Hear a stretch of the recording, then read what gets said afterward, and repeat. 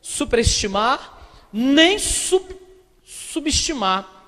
Então, olha, dá mais ênfase ao diabo do que em Cristo. Cristo tem toda a autoridade.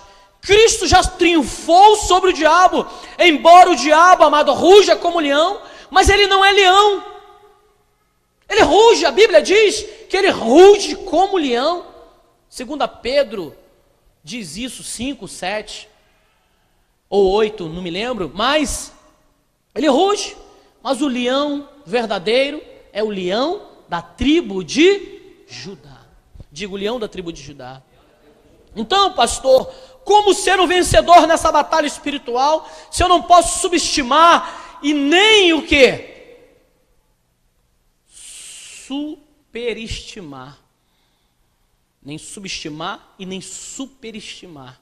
Então, querido, como ser um vencedor nesta batalha espiritual? Número 1, conhecendo a natureza do inimigo. Eu prego esta mensagem nesta noite, amados. Mensagem esta que muitas das vezes eu prego nas quartas-feiras. Mas Deus me direcionou esta palavra no dia de hoje porque muitas pessoas não estarão aqui na quarta-feira para ouvi-la.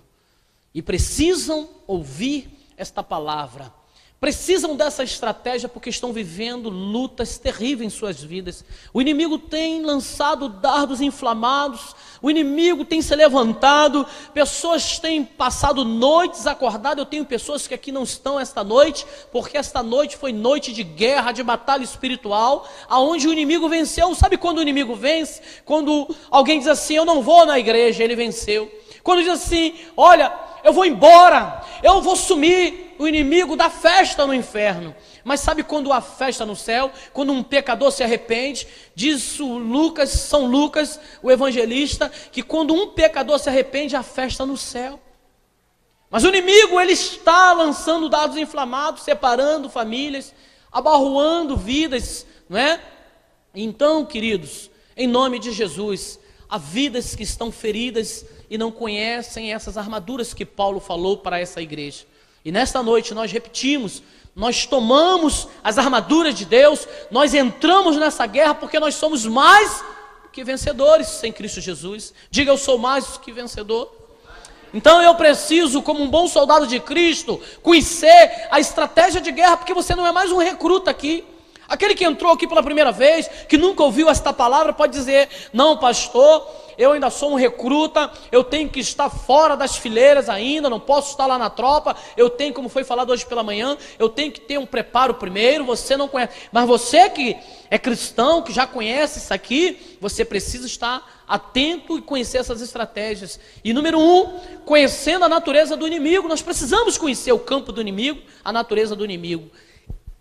Quem, amados, não é o nosso inimigo? A nossa luta não é contra a carne e o sangue. Eu lembro nesta noite. O diabo e seus demônios são os nossos inimigos e não as pessoas. Quem são? Quem não são os nossos inimigos? As pessoas. Muitas vezes lutamos contra as pessoas, odiamos, agredimos, ferimos, atacamos, mas essas pessoas não são nossos inimigos verdadeiros. Precisamos, amados, sabe o que? Nos unir para declarar guerra contra o verdadeiro adversário. Não podemos fazer guerra do inimigo e do inimigo aliado e do aliado inimigo. Não podemos, amados, não podemos fazer guerra do inimigo aliado e do aliado inimigo. O que é isso, pastor? Tem gente, amado, fazendo guerra com pessoas, e com pessoas que estão sendo usadas pelo inimigo. Então não é aquela pessoa, é quem está por trás daquela pessoa. Amém? Então, quem é, pastor, o nosso inimigo? A Bíblia fala aqui no versículo 11, olha só, de Efésios 6, Gálatas, Efésios 6, no verso 11, ele diz assim: revestiu de toda a armadura de Deus, para poderdes ficar firmes contra as ciladas de quem? Do diabo. Então ele engendra, ele lança ciladas. Então, amados, quem é o nosso inimigo? É o líder, é o diabo. O nosso inimigo tem muitos nomes, cada um mostra uma de suas facetas. Cada uma mostra. Ele é chamado diabo, Satanás, Lúcifer, a antiga serpente, dragão, Belzebu, Apolion, Abaddon, inimigo, adversário, acusador, tentador, maligno, pai da mentira, assassino, Deus desse século, príncipe da potestade do ar. Seu currículo, amado, é extenso, é vasto e é terrível. As hostes do diabo são terríveis. O diabo não age sozinho. Existe uma ordem da desordem, porque ele veio trazer desordem, ele veio para matar, roubar e destruir. E eu quero que você veja algumas considerações nessa noite, em nome de Jesus. Primeiro, o reino das trevas possui uma organização. O reino das trevas possui uma organização. Existe também uma estratificação de poder. Há demônios e demônios. Terceiro, toda essa estrutura demoníaca foi montada para guerrear contra a igreja. Há principados, há potestades.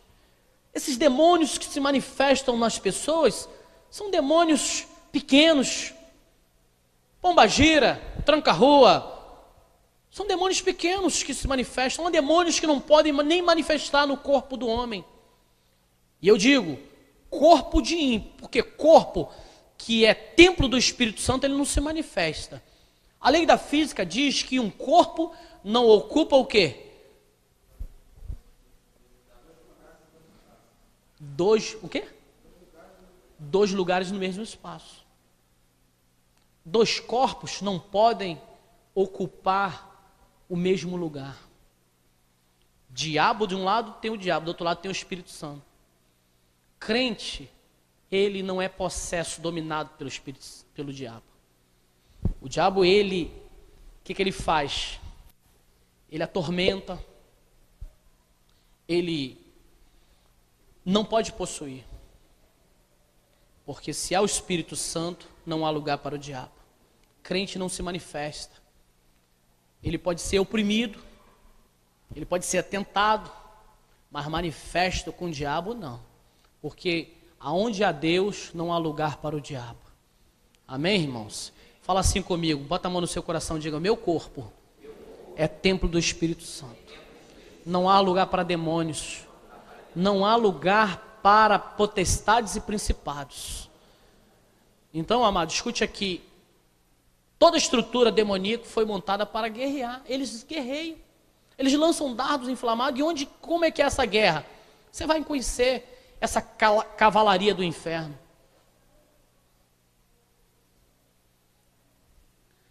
Amado, a Bíblia diz que existem dois caminhos. O caminho estreito, que dá para a vida eterna. O caminho largo, que dá para a perdição. Ninguém pode se dividir assim, se é um caminho para a esquerda, um caminho para a direita. Essa perna vai para a direita, essa perna vai para a esquerda. Ou você vai para um caminho, ou você vai para o outro caminho. O caminho largo é o caminho do diabo. O caminho estreito é o caminho de Deus. Você tem que escolher o caminho que você deve andar. Porque existem dois caminhos na trajetória de nossas vidas. E se você trilhar o caminho largo, que dá para a perdição, nesse percurso, há muitas coisas maravilhosas para a carne, mas não tem nada de bom para a salvação. O caminho estreito é um caminho difícil, é árduo, é um caminho de prova, mas o fim dele é a salvação eterna. Então, quem anda no caminho largo está onde? Com o diabo. Quem anda no caminho estreito está com Deus. Você deve escolher o teu caminho, porque uma perna não pode ir para um lado e a perna para o corpo não pode ser dividido. Amém, irmãos? Quem concorda, diga amém. Então, amado, uma pessoa está no caminho estreito ou no caminho largo, ninguém pode estar antes nos dois caminhos. Olha o que diz no livro de Atos 26, no verso 18. Nosso data show aqui vai nos dar essa condição melhor para podermos